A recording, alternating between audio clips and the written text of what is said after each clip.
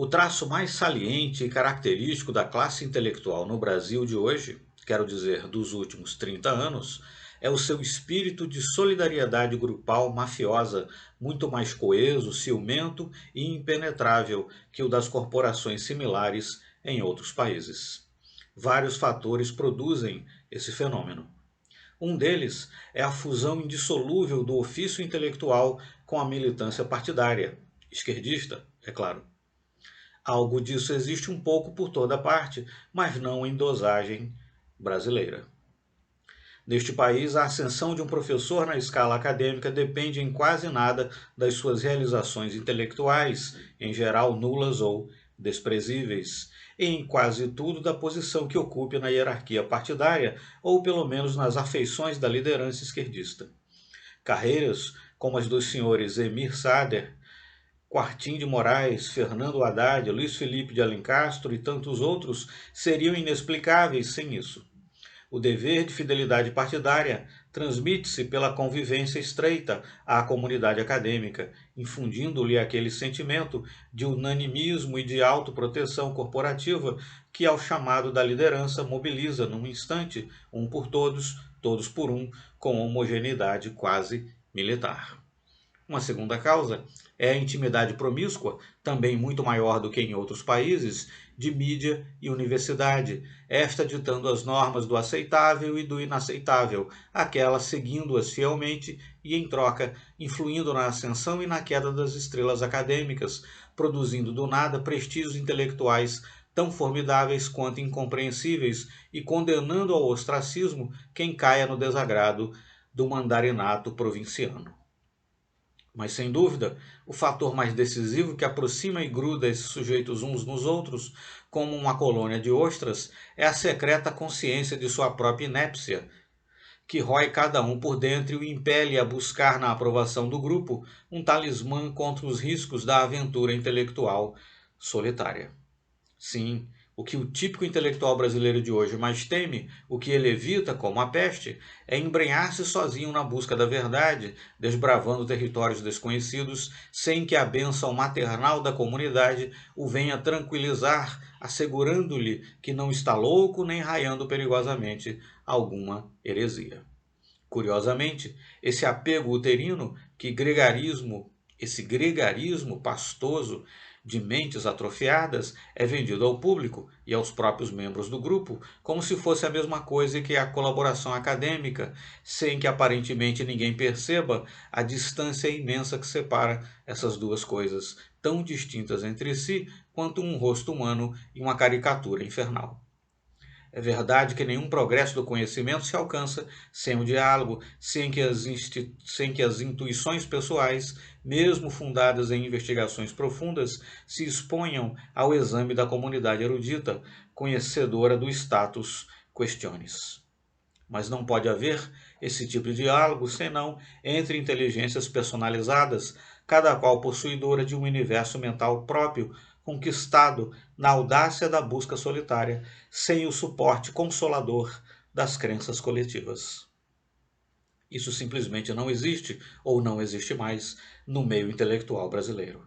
Mentalidades reduzidas à impotência pelo vício do gregarismo não precisam nem podem entrar em diálogo, porque nada tem a trocar senão o igual pelo idêntico, o usual pelo costumeiro e o banal pelo ordinário.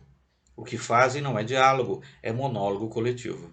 Tão plana, vulgar e torpe é a uniformidade das suas ideias que às vezes tem de se apegar a minúcias diferenças, a miúdas diferenças, de estilo ou de vocabulário, se não há alguma ciumeira pessoal, que nunca falha, para dar um arremedo de colorido ao cinzento ritual diuturno da confirmação recíproca.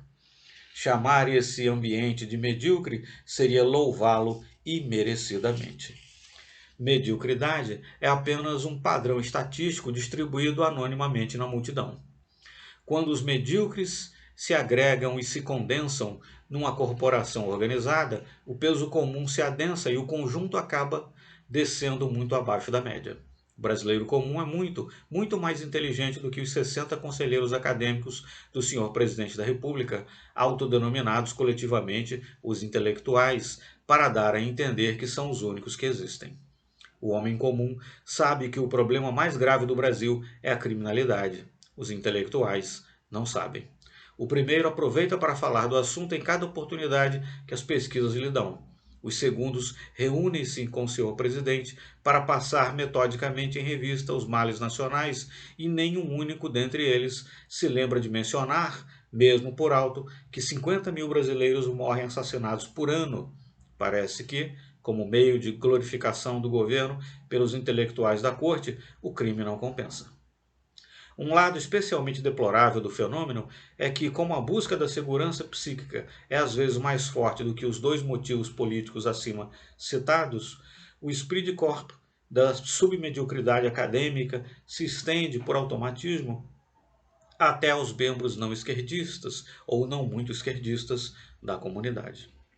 Não podendo aderir ativamente à política dominante, eles partem para a adesão passiva, refreando toda conduta verbal que dê sinal de direitismo, omitindo qualquer citação a autores tidos por inconvenientes ou, nos momentos extremos, assinando um ou outro manifesto de esquerda, naturalmente pelos motivos mais apolíticos que lhes ocorram no momento.